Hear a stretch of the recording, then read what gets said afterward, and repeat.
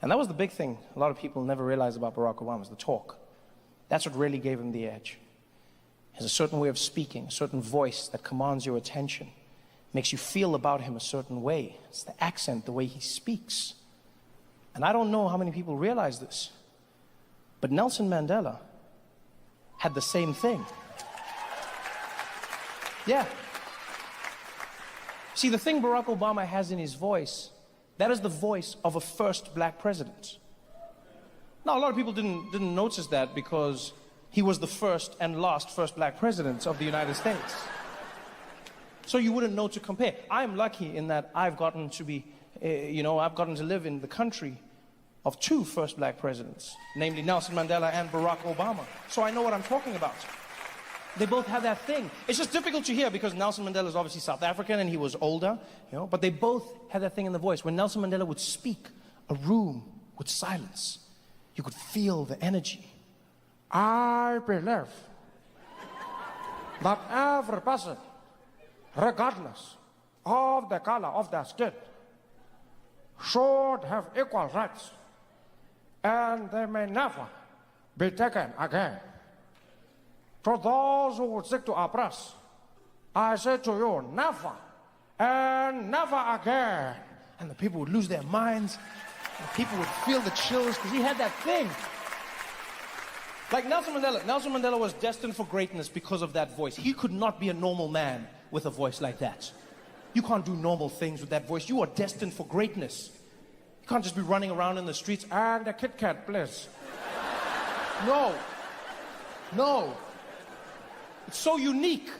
You can't be silly. What are you making, prank phone calls? Who the hell is this? I'm not telling you. It just doesn't work.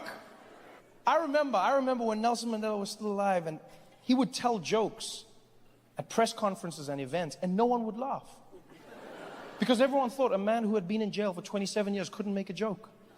And yet he still did. He still kept what was him. But it was partly because of that voice. He would tell the joke and it would just sound too epic for people to laugh. Everything he did, it'd just be like, knock, knock. He'd be like, let him in, let him in. No, no, no. You must say, who's there? He is so right. We've always got to ask, who's there? Who's here? Who are we? Oh my God. It was because of that voice. The first black president voice. And I'll never forget the day I saw a picture of Barack Obama meeting Nelson Mandela for the very first time. It's a beautiful image, and it's of the two men in silhouettes. In Chicago, Nelson Mandela sitting in a chair, Barack Obama leaning over him. And this was way back in the day. This was before Barack Obama was a blip on the presidential radar. He was a junior senator. Not many people knew his name. Back then, he was driving around in his own car, no motorcade, had his aide with him. And that day, they heard Nelson Mandela was going to be in Chicago meeting people. Barack Obama wanted to meet him his whole life. And so he rushed over there. And he was the last person Nelson Mandela saw, the last person he saw that day. And I always imagine Nelson Mandela was sitting in the room, and his assistant came over. She was like, Mr. Mandela, I know we said we are done, but unfortunately there's just one person who would like to meet you, sir. I was like, Zelda, I'm so tired. Can we leave? No, I know you want to leave, Mr. Mandela, but there's a young man that you really need to meet. His name is Barack Hussein Obama. Barack Hussein Obama. He's American. Yes, that's correct. He's going to have a tough time. Where is he? He's right outside the door. Okay, show him in. Show Barack in. Okay, I'll be right back. and she went over to the door. She's like, Mr. Obama, Mr. Mandela will see you now. And Barack walked in. He was super excited to meet his idol. Nelson Mandela was sitting on the chair. He looked over. Young Barack, how are you? And Barack was like, oh man, Nelson Mandela, man. This is the craziest day of my life, man. I can't believe this shit right now. I can't believe I'm meeting Nelson Mandela for the first time, man. Oh, man, I waited my whole life for this moment. I'm like, I won't be just like you, man. I read your books, man. I saw what you were doing in prison. I was like, I'm going to be the first black president of America. I'm going to do the same things you did, man. I'm going to win those votes, and I'm going to be the first black president of America. And Nelson Mandela was like, Not with that voice.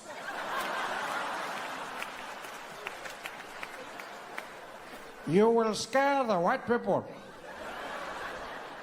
oh, man, Nelson Mandela, this is the greatest day of my life, man. Oh, I don't even understand how you know. Man, I just want to know from you, how do I do it? How do I do what you did? How do I become the first black president? Well, first things first, we need to change that voice.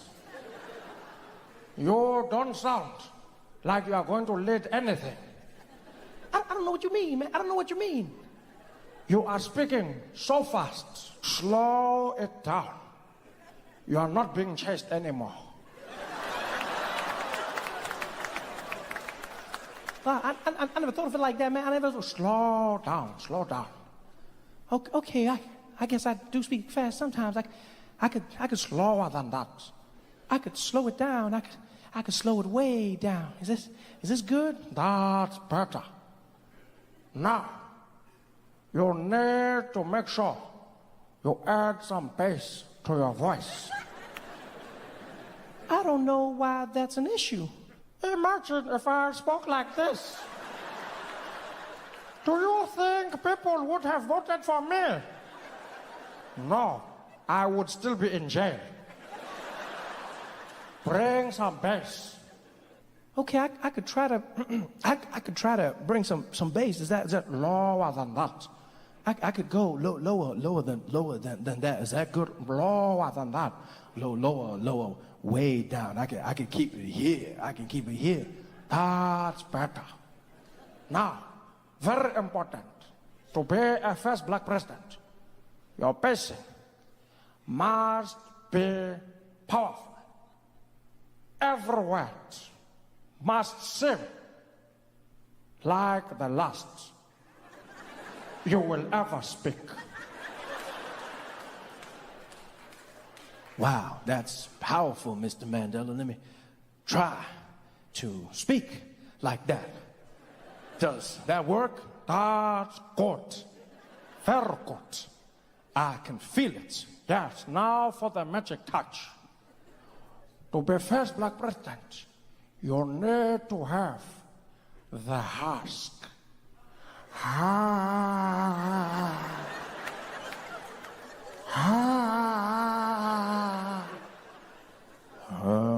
No more husky.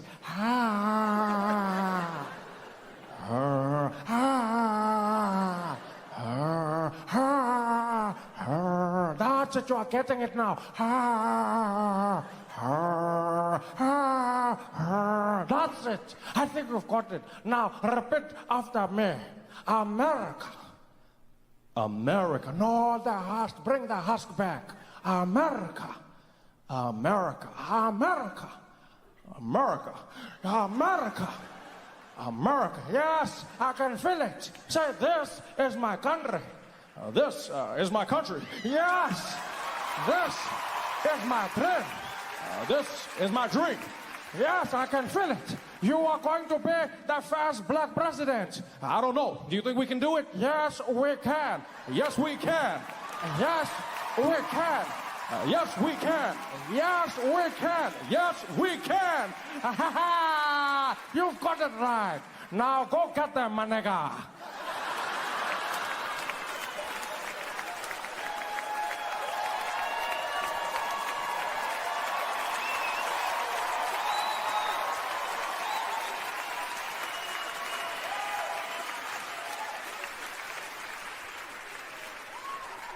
At least I like to think that's how it went down. But it's crazy and frightening when you think about how just the way you speak can determine and change your path in life. We still do it today.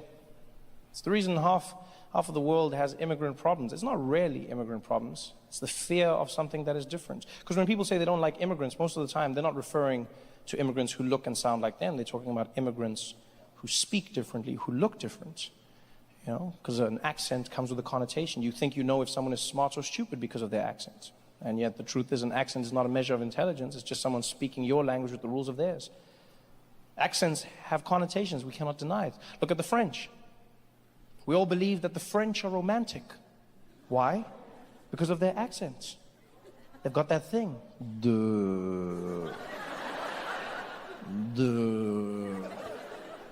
I was thinking that maybe we could, how you say, afterwards, maybe we could try to, oh my God, he's so sexy, oh my God. Accents determine how we see people. Same thing happens with the Russians. The Russians, the most feared people on the planet. Why? Because of how they speak. I don't care who you are, you cannot deny that when a Russian speaks, you are not comfortable. As soon as they open their mouths, yeah, go to kill you, break you. I destroy your family.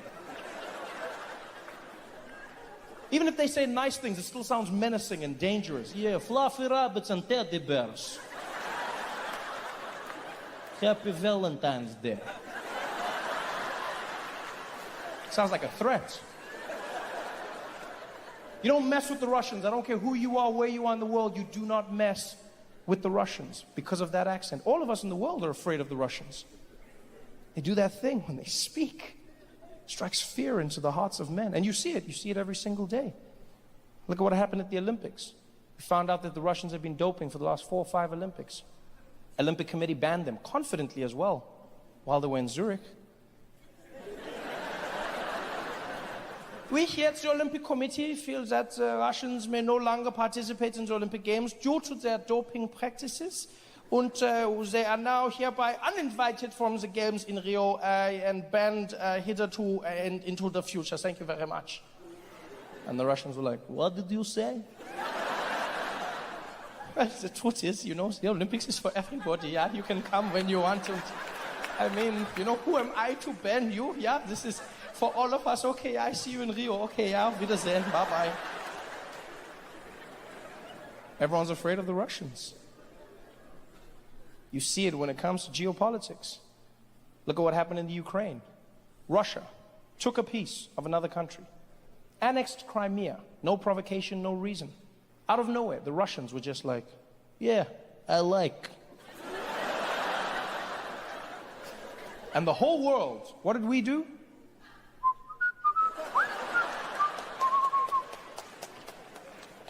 You don't mess with the Russians. Most frightening people in the world. You know how I know this? You know how I've learned? Because I've learned how to use the Russian accent for myself. I've learned how to harness that energy and use it for good. I'll share this with you, I don't mind. I'm not particularly comfortable in the house at night by myself. What I'm trying to say is I'm afraid of the dark. And I know it's stupid to be afraid of the dark, right? Because there's nothing there, 9 times out of 10. But what happens is I'll be sleeping. And in the middle of the night, I'll be woken up by the need to pee. And whenever that happens, I'm always faced with the eternal dilemma.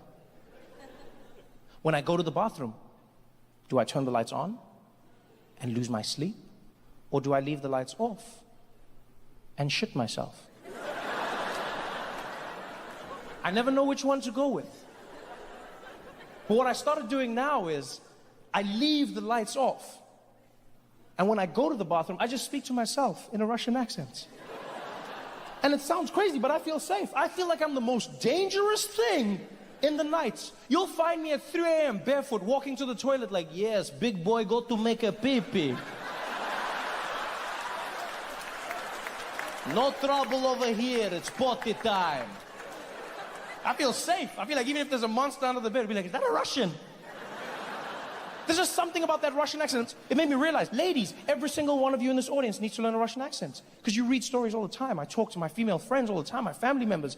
And women are constantly under assault. Women are living a life of being vulnerable, walking through the streets, men catcalling, in the office place, people groping, feeling like they have ownership of the female form. And I know, ladies, we can't solve this tomorrow, but if you learn the Russian accent, half of those problems would disappear.